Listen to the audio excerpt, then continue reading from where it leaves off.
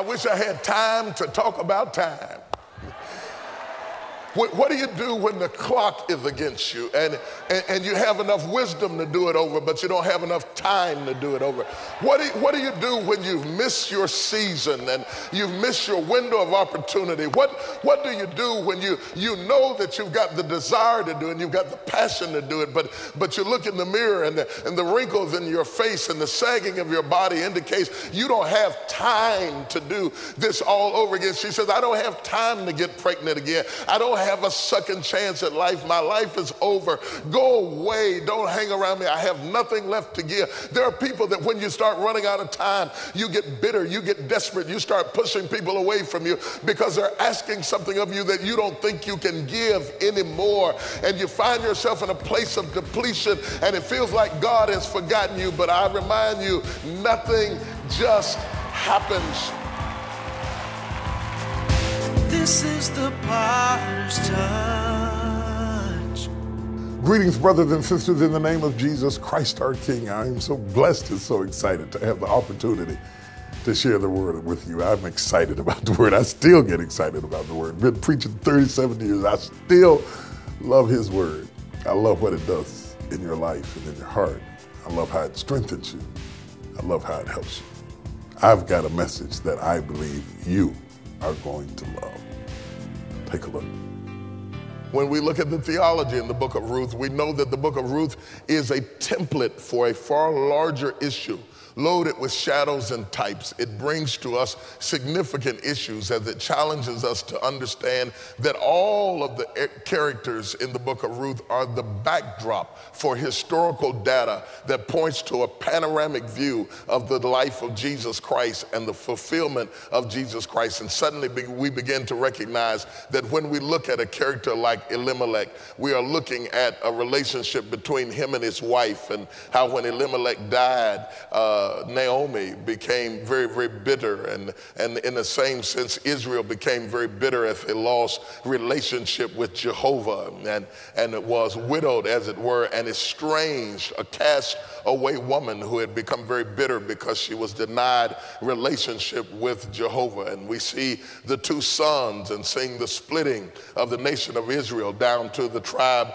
of Judah. And we begin to see how they break and divide and then die. And through their death and the famine thereof, we see Ruth, who is a Moabite woman who is connected to them by marriage, and now her husband has died and she is estranged, and she goes back to Moab, goes back to Bethlehem with Naomi, Ruth being a type of the church, Naomi being a type of Israel. The church gets connected to God through Israel, who walks her back home to Boaz, who is a type of Christ, and Boaz, who stands there and sees Ruth over in the corner, gleaning in the corners of the field, spies her and brings her from the background to the forefront, covers her with his skirts, makes her his wife, legitimizes her, authenticates her, causes her to be an heir of a grace of which she would have been estranged had her blood prevailed. But because his blood prevailed over her blood, he was able to. It's just a wonderful, wonderful, wonderful story.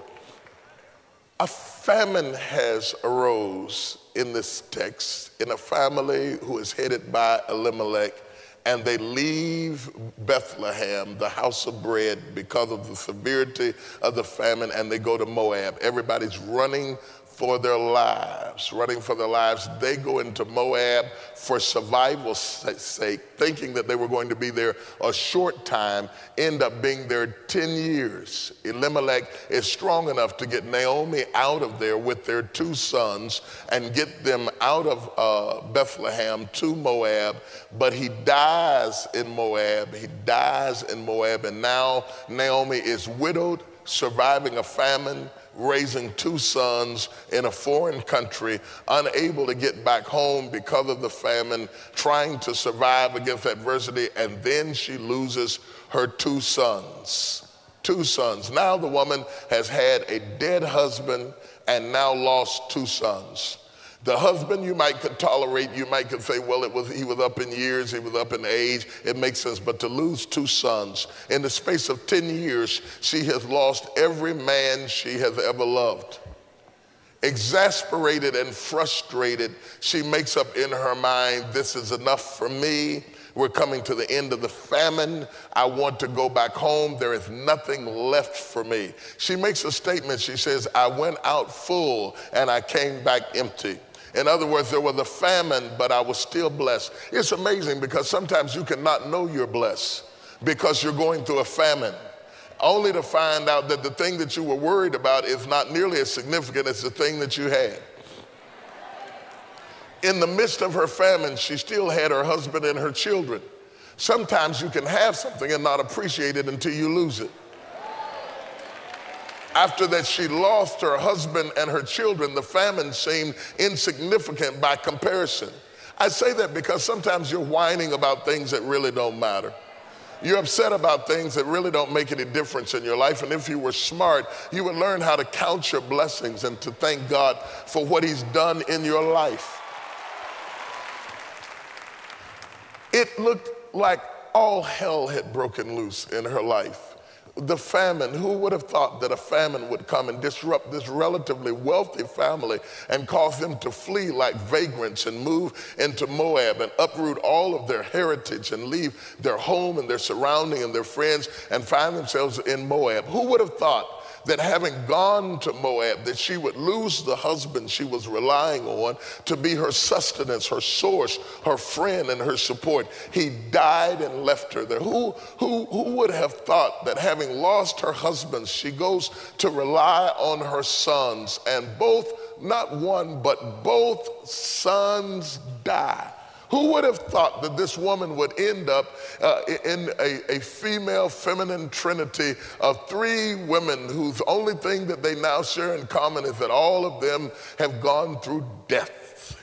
Three women: Naomi, who is the older woman, and Ruth, who was her daughter-in-law, and Orpah, who was her other daughter-in-law. Three women whose commonality was pain. Pain is a strange company keeper. It brings the oddest people together. There is a secret fraternity that exists amongst those who have been in pain that is mind-boggling. It transcends the color of your skin. It transcends your background. When you've been through certain things, you feel for other people who have been through those things because you relate to them.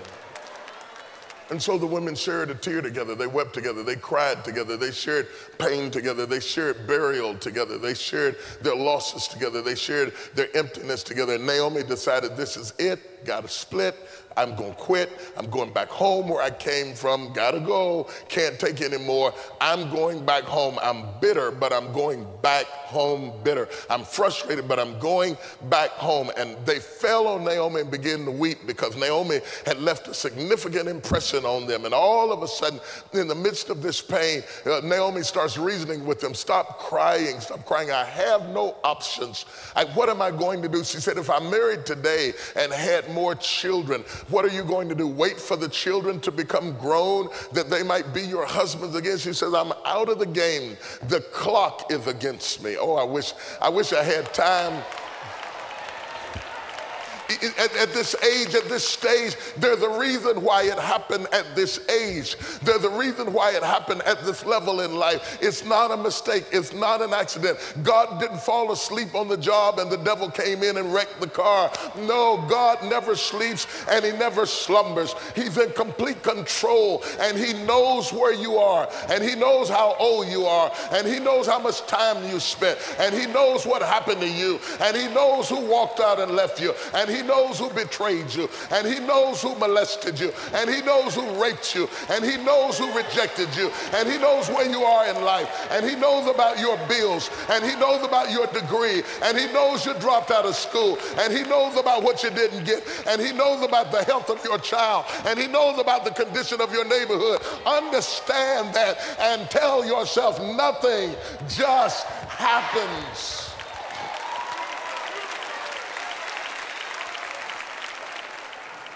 And so Orpah walks away. She walks away. I may have to turn this into a series because I can't get out of this. Orpah walks away and she cries and she goes back. And there are people who can walk away from you. And hear me when I tell you this. When people can walk away from you, let them walk.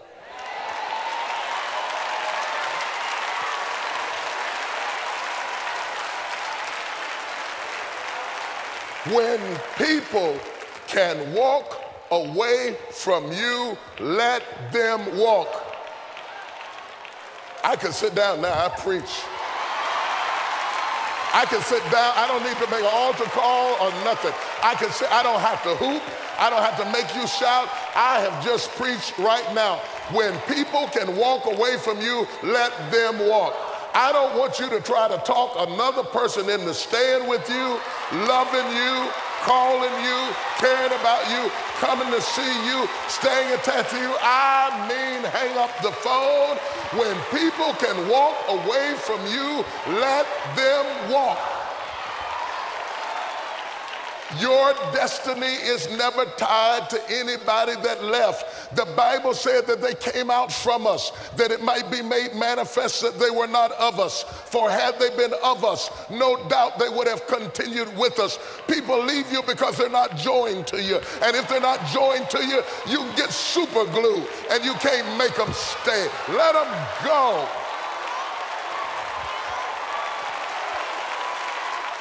Ruth, on the other hand, coming to the crossroads, she looks at Orpah who left. Ruth turns to Naomi and says, as the Lord liveth, I shall not leave thee. Occasionally in the scriptures, in the whole Bible, you see it happening where people who are not even blood related spend their lives together in the most intimate connection possible. And theologians and scholars and preachers stumble about it because they don't know how to talk about it, because they don't understand the power of being joined together. How can we explain what made Elijah leave his natural mother and father and run after Elijah to wait on him, to clean his clothes, to pour water on his hand, to set up his tent? But some kind of way Elisha sensed that his destiny was tied to Elijah. How can we explain Timothy, who walks away from everything that he owns to hang out at the outside window of a jail cell as an old man prepares to be beheaded? He peeks in the window, handing him books and blankets, ministering to him. The young man understood, I'll never be who I was meant to be without you in my life. Do you hear what I'm saying? There's something about the way you talk. It feeds me. It's something about the way you speak that changes me. It's something about your spirit that motivates me. And I'll never be completed without you. And I didn't meet you by accident. I didn't stumble up and meet you. This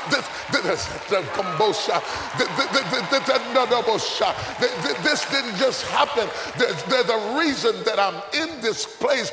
I'm so sick of talking to people who think that everything just happened. I guess I'll go to church. I guess I'll get saved. I guess I'll move to Chicago. I guess I'll move to Dallas. That's not how it is. The steps of a good man are ordered by the Lord. Your steps were ordered. If you hadn't got the phone call that you got when you got like you got it, you wouldn't even be here right now. If you hadn't made the turn that you made yesterday, you wouldn't experience what you're experiencing today. God has been behind the curtain like a puppet master, pulling strings in your life.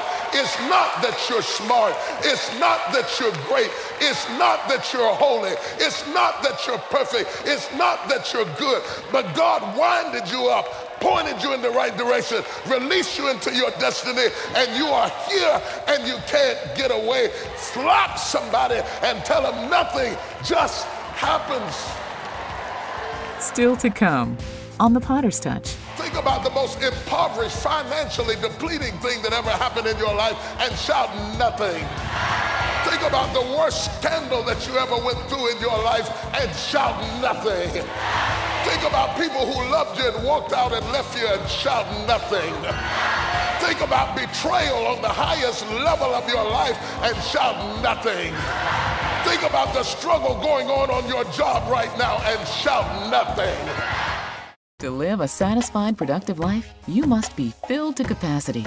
God said, there's no question. My seed is potent. My word works. The question is, do you have the capacity to receive my word? For helping us reach others with your gift of any size, you will receive Filled to Capacity on CD. He's not excessive without purpose. He's got something inside of him, and out of the pregnancy of his own divinity, he begins to speak things into existence. And when your gift is $70 or more, we will give you both messages from Awakening on DVD as well. Whatever you have a need for, God has a filling for. He can fill your need.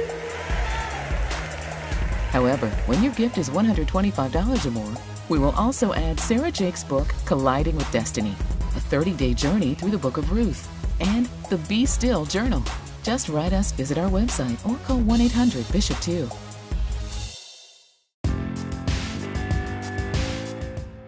This means that I'm up under the banner of his will.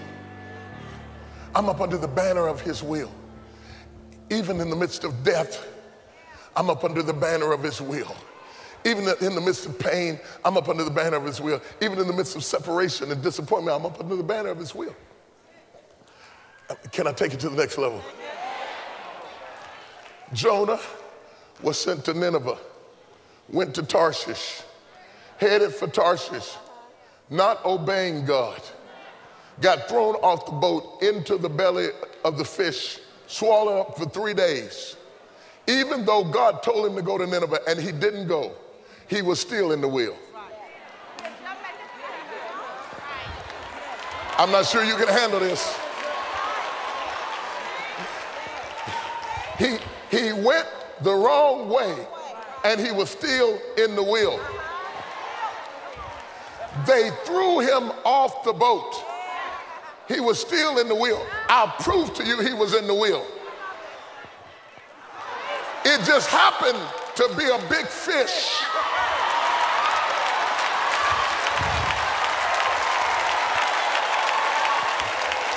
See, it just happened to be a big fish swimming beside the big boat, so that when men dumped him over, the fish just happened.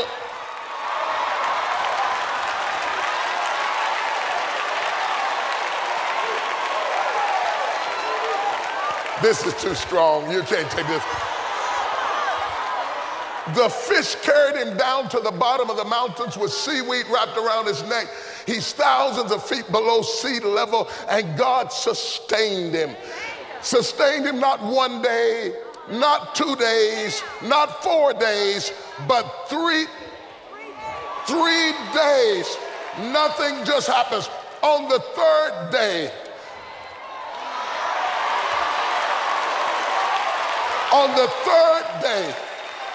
the backslidden, rebellious, reprobate, disconnected, disjointed preacher comes up out of the water. And thousands of years later, Christ says, even as Jonah was in the belly of the fish 3 days, so shall the Son of Man be in the grave. He had to get up when he got up, and he had to go down when he went down, because nothing just happens. Woo! Oh, God,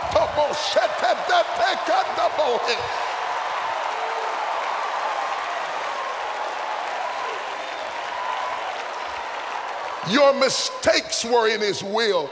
Your trouble was in his will. Your pain was in his will. I don't care what you went through. David said, if I make my bed in hell, thou art there. If I take the wings of their morning and ascend to the uttermost parts of the earth, God is still there. He was with you in the middle of your trouble. He was with you in the middle of your pain. That's why Paul said, I've learned whatever state I'm in, therewith to be content. I know how to be rich. I know how to be poor. I know how to be free. I know how to be bound. You ought to shout, I don't care where you are, because nothing just happens.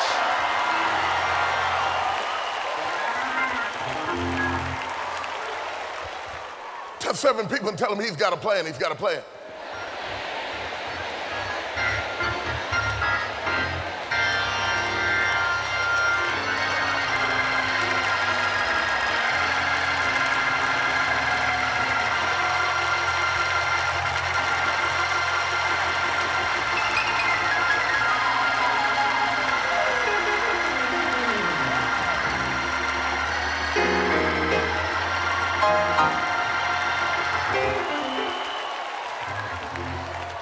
Whatever God has predetermined to happen, whatever God has predetermined to happen will come to pass. And no devil in hell has ever been able to abort the purpose of God, not once. And yes, God gave you a human will and you're a free moral agent, but if you think that your human will is strong enough to change his divine will, you are tripping. You are out of your mind. God is God. The reason we worship him as God is because he is the CEO. He is in charge. He runs the universe. And when God gets ready to make you, and when God gets ready to break you, and when God gets ready to take you, he's never been without the power to make you yield to his will. He's never, not one moment or time, not been able to orchestrate your affairs and nothing in your life. Think about the most damnable thing that ever happened and shout nothing. Think about the most embarrassing thing that ever happened in your life and shout nothing. Think about the most impoverished, financially depleting thing that ever happened in your life and shout nothing. Think about the worst scandal that you ever went through in your life and shout nothing. Think about people who loved you and walked out and left you and shout nothing. Think about betrayal on the highest level of your life and shout nothing. Think about the struggle going on your job right now and shout nothing. Think about the attitude of your kinfolks and your family members and shout nothing. Think about how your boss is treating you on your job and shout nothing. Think about that disagreement between you and your children and shout nothing. Think about your past life of sin, your whoremongering, your inappropriateness, your attitude, your dysfunction, and shout nothing. Shout nothing. Let the devil hear you say nothing. That devil will think he won if you don't shout nothing. The devil will think he's in charge if you don't shout nothing. He'll think he's gonna win, but you gotta shout nothing. In the midst of hell and high water, shout nothing. In the midst of pain and despair, shout nothing. When your credit is denied, shout nothing. When you're evicted out of your house, shout nothing. When your boyfriend marries somebody else, shout nothing. Nothing.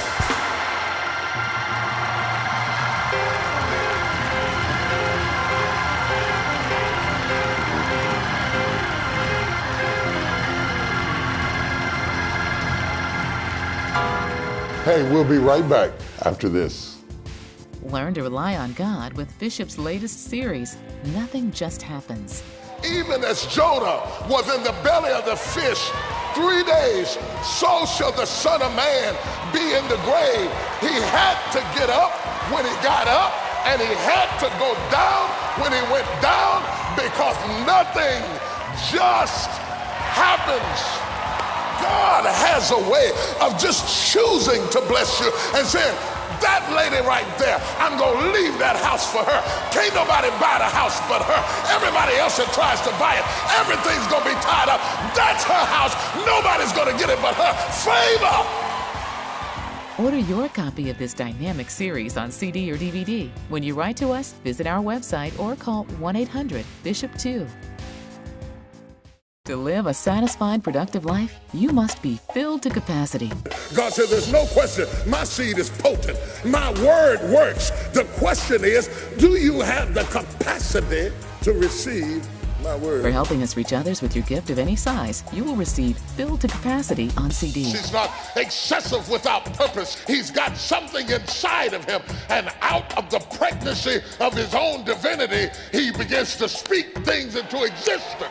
And when your gift is $70 or more, we will give you both messages from Awakening on DVD as well. Whatever you have a need for, God has a filling for. He can fill your need. However, when your gift is $125 or more, we will also add Sarah Jake's book, Colliding with Destiny, a 30-day journey through the book of Ruth, and the Be Still Journal. Just write us, visit our website, or call 1-800-BISHOP2. I tell you right now, it does not matter where you start, it matters where you finish.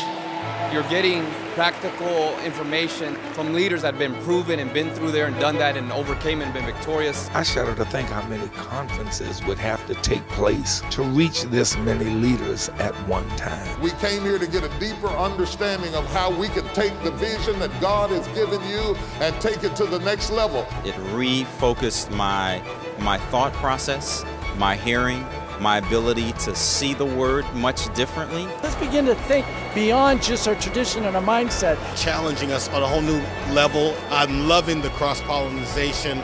I'm loving the out-the-box thinking. My hands were hanging down, but I'm strengthened through this conference. I'm excited. I'm going to challenge your brain to think through some things to go to the next level. Are you ready? I feel a glory in this place. Some of you, just when the devil thought you would never do it again, God made milk gush out of your breast. I tell you, it's not over till God says it's over.